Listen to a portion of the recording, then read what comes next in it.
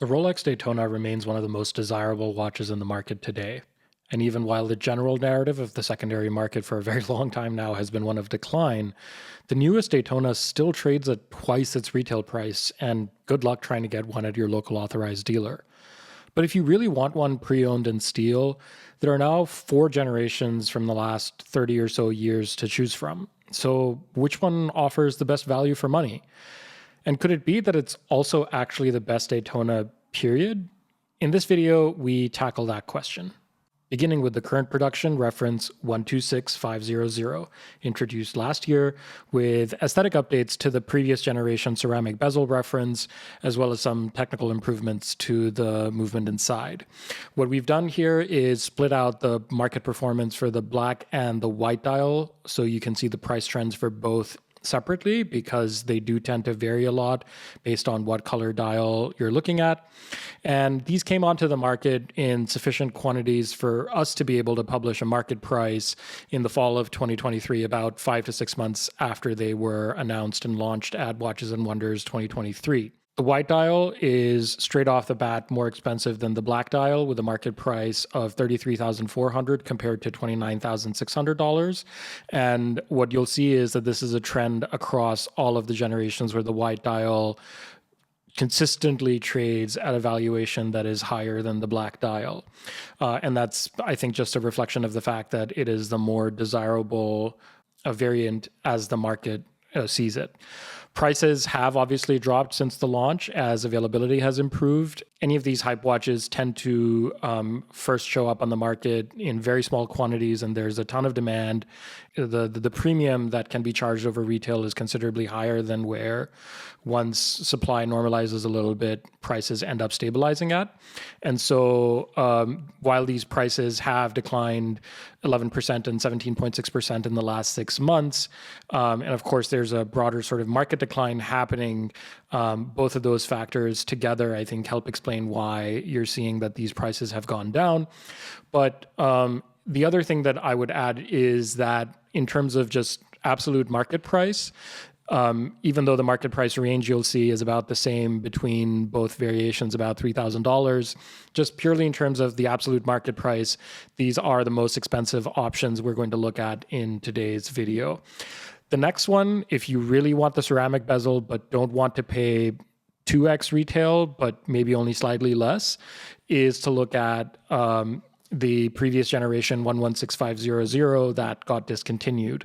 There are, of course, several aesthetic differences between this and the current generation 126500, but given that they are now discontinued, these trade about $4,000 below the top line 126500 references. The black dial is about $4,000 less at $25,700, and the white dial is also about $4,000 less at around $29,000. This is probably one of the most hyped watches of the last 5 years, as the white dial variant in particular peaked at the absolute height of the market at $50,000, and over the last 5 years has gained 36.6% in market value, whereas the black dial has seen 30.3% appreciation. As far as steel Daytonas go, this is not the highest gain in market value. That's going to be the next one we're going to look at, but comparing to precious metal references, these have not appreciated as much as those ones have. The market range, again, on these is roughly $3,000 for each variant, which is, again, comparable to the 126500. So if you want to pay slightly less, but still really want the ceramic bezel, then these are the options to consider. But the cheapest steel Daytonas, period, are actually the first 6-digit first fully in-house Daytonas, the reference 116520. The big aesthetic difference, of course, is that you have now sort of graduated or been demoted to, depending on your aesthetic preferences, from a ceramic bezel to a steel bezel. The steel bezel, of course, is what these watches had for the majority of their production run since the watch was first launched. And the other thing you'll notice is that the gap between the price for the black dial and the white dial drops now from about $4,000, which is what it was for the first 2 generations we looked at, to about $1,000 in this generation. Also, while they did see some price appreciation over the last 5 years, peaking at just under $35,000 in early 2022, they did not see the sort of frothiness that we saw for the 116500. The market range for these is, again, comparable. Sort of just the delta between the upper and the lower bounds is comparable to the other two that we've already looked at. Even at these market prices, though, of $19,800 for the black dial and $20,800 for the white dial, the new generation 126500 at retail is still cheaper than these market prices. So if you're literally thinking of, well, what is the absolute best value for money given no constraints that is available out there across the primary and the secondary market, it is actually still the primary market Rolex reference 126500, but of course, those are incredibly difficult to get on the primary market, which is why if you just wanted one today, the overwhelming chances are that you would have to pay market prices. And when you're paying market prices, then for a steel Daytona, it doesn't get any less expensive than the 116520. Rounding out the list is the reference 16520 with the El Primero-based movement from Zenith. These were produced roughly between 1988 and 2000, and today go for just shy of $28,000. What you'll see, however, is that the market price range, which is the upper and the lower bound on the market price, is considerably higher. And that's for two different reasons. One is that for this generation, we do not differentiate between the white and the black dials. And so there's some sort of built-in delta there that obviously the market price range is going to capture. And then secondly, the older the watch, the greater the variation in condition and completeness of set with box and papers you are going to likely see in the available listings on the market. So if the watch is beat up, doesn't come with box and papers, it may be, at the lower end of the range, whereas if it's in mint condition, comes with the box and papers and so on, it could be at the higher end.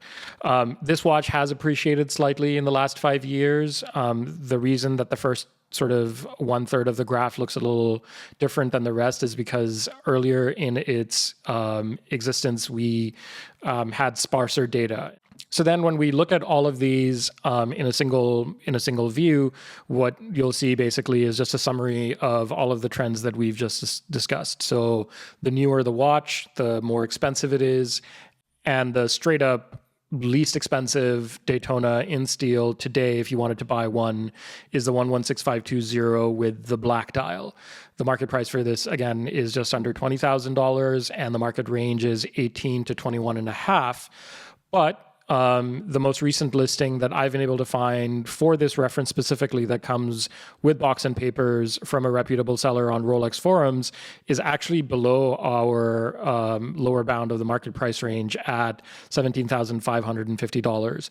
This one does have a pretty serious ding on the bezel, but it does come with box and papers and otherwise looks like it's in pretty decent condition. So if you really wanted to buy a Daytona today, then I would suggest that you check out the WatchCharts marketplace to see what else is available for purchase for this watch.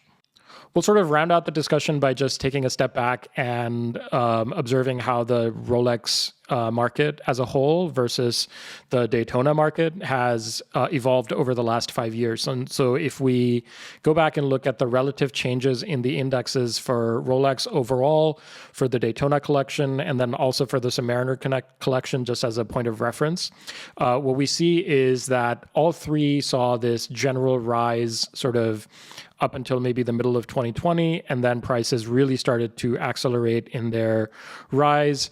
The Daytonas saw the greatest amount of speculation, peaking at nearly 150% above the level at the start of 2019. And then since then, of course, all of those prices have experienced an extended correction, and so far seem to be continuing to fall, with no indication that that decline is likely to stop at any time soon.